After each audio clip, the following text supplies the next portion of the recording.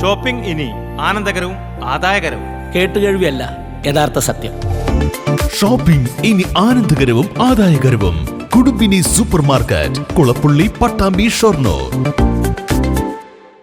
സമ്പദ് സമൃദ്ധിയുടെ നല്ല നാളുകളെ വരവേറ്റ് മലയാളികൾ വിഷു ആഘോഷിച്ചു.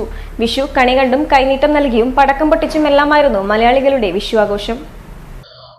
ഐശ്വര്യത്തിന്റെയും സമ്പദ് സമൃദ്ധിയുടെയും നല്ല നാളുകളെ വരവേറ്റുകൊണ്ട് മലയാളികൾ വിഷു ആഘോഷിച്ചു.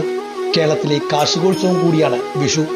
വരാനിരിക്കുന്ന ഒരു വർഷത്തെ ഫലത്തെക്കുറിച്ചുള്ള മലയാളി മനസ്സിന്റെ പ്രതീക്ഷ കൂടിയാണ് വിഷു ആഘോഷത്തിലൂടെ തുടക്കം കുറിക്കുന്നത്. രാവും പകലും തുല്യമായ ദിവസമാണ് വിഷു.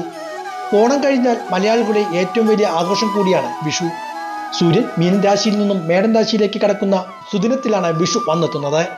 തലേന്ന് രാത്രി വീടുകളിൽ ഒരുക്കി വയ്ക്കുന്ന വിഷുക്കണി കണ്ടുകൊണ്ടാണ് മലയാളികൾ വിഷുപ്പുലരി നല്ല നാളുകളെ വരവേറ്റുകൊണ്ട് പുതുവർഷത്തെ വരവേൽക്കുന്നത്.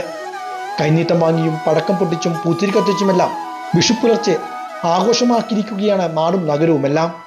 വള്ളുവനാടിന്റെ പലയിടങ്ങളിലും ഇന്നും പരമ്പരാഗത ആചാരാനുഷ്ഠാനങ്ങളോടെ തന്നെയാണ് വിഷു കൊണ്ടാടുന്നത്.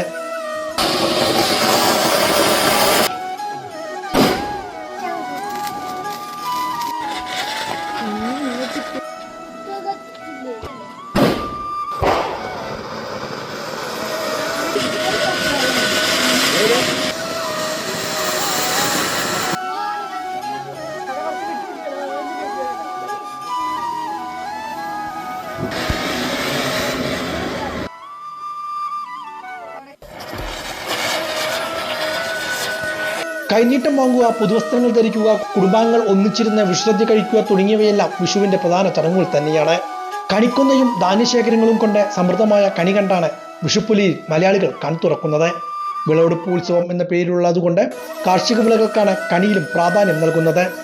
കത്തിച്ചു വെച്ച നിലവിളക്കിന് മുന്നിൽ ഓട്ടുരുളിയാണ് കണി ഒരുക്കുക.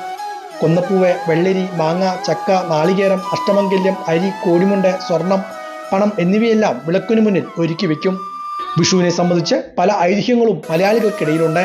സ്നേഹത്തിന്റെയും ഐശ്വര്യത്തിന്റെയും സമാധാനത്തിന്റെയും എല്ലാം സന്ദേശം വിളിച്ചോതിക്കൊണ്ടായിരുന്നു വിഷു ആഘോഷം.